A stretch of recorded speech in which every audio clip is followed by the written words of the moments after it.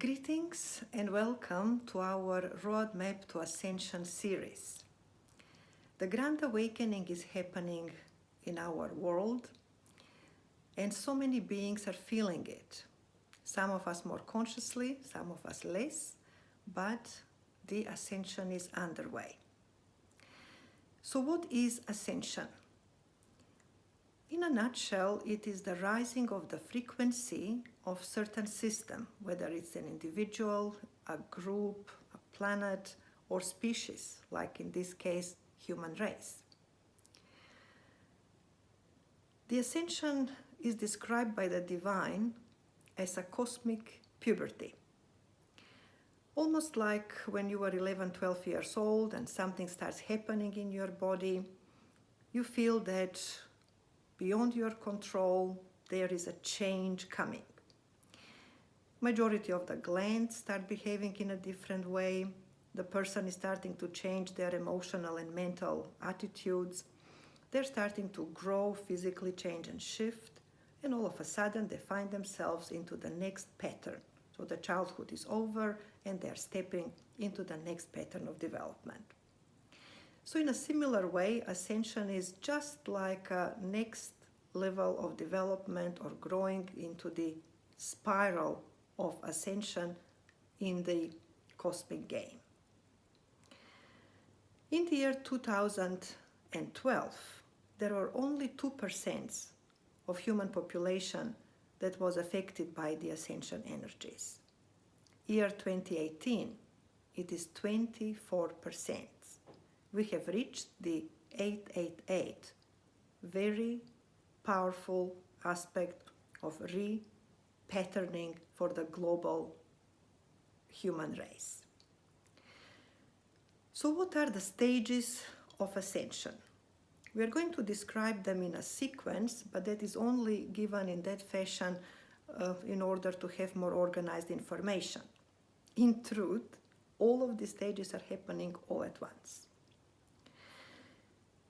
So it usually starts with what Divine is calling its personal Big Bang. The person experiences something which deeply and profoundly changes them.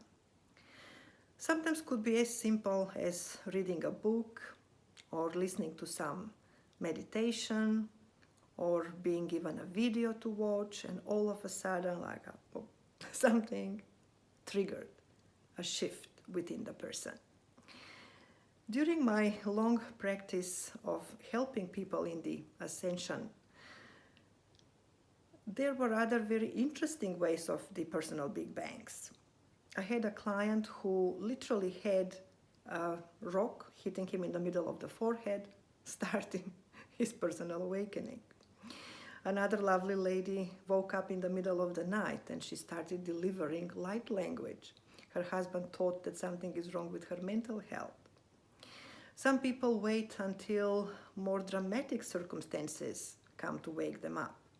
Sometimes it is the illness or even life-threatening diseases or situations. But after that, the person is certainly being propelled into shake up and wake up mode.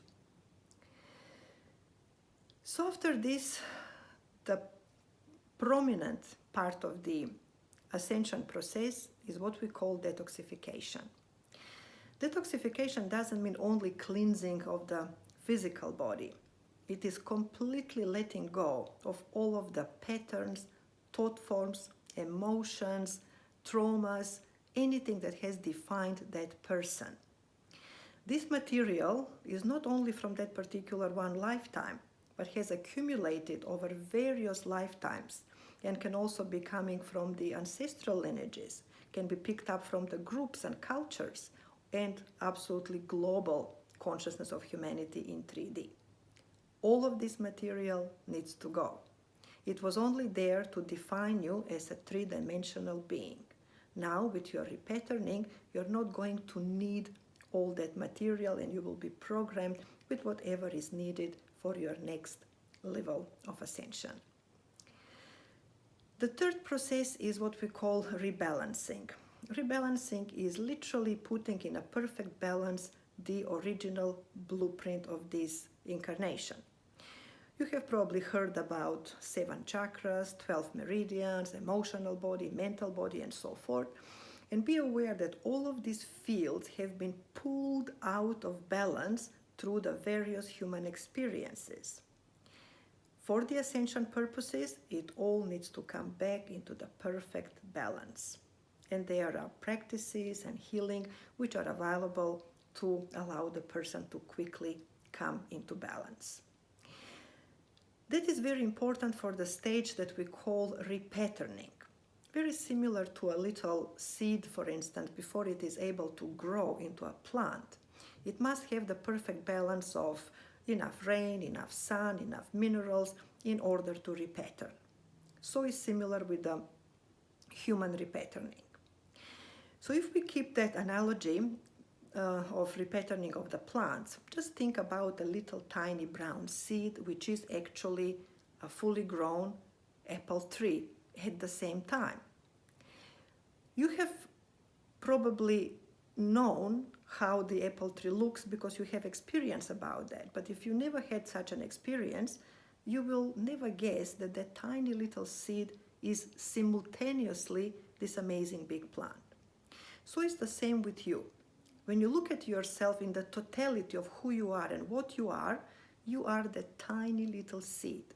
And with these processes, you're just about to start growing into your cosmic pattern, into being that you are and you have not developed during all these incarnations on the earth plane.